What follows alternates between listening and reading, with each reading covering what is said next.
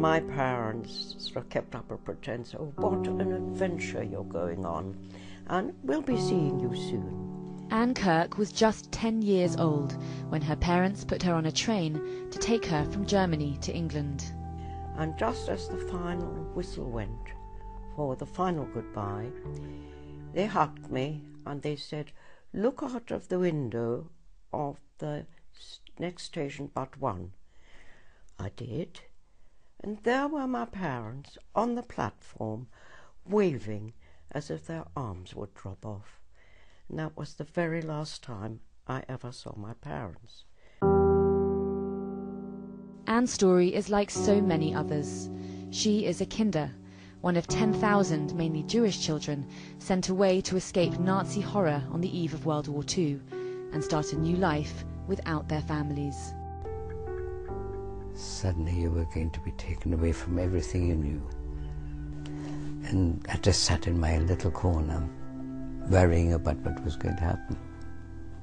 75 years later, the children of the train, now elderly, unite in London to commemorate Kindertransport, the journeys that saved their lives. We never met in any of these previous reunions. Since 1942.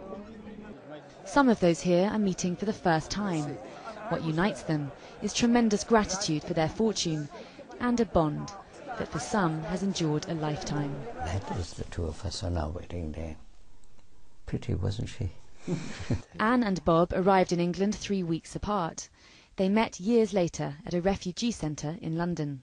Took him 3 weeks to pluck up courage to take me out. 3 weeks later we were unofficially engaged. And that was it.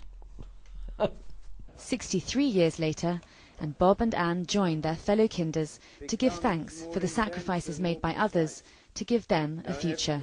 Some of those we've spoken to have said they struggled with the fact that this was called a reunion. Most children travelled here alone, with no one to talk to and no idea what the future held. And yet what they would agree is that today brings together a network, a group of people with a very powerful shared experience, and of course the very reason they can be here today. We share something. All our stories are slightly different, but there's an underlying commonality. And we are the survivors. Rosie Tompkins, CNN, London.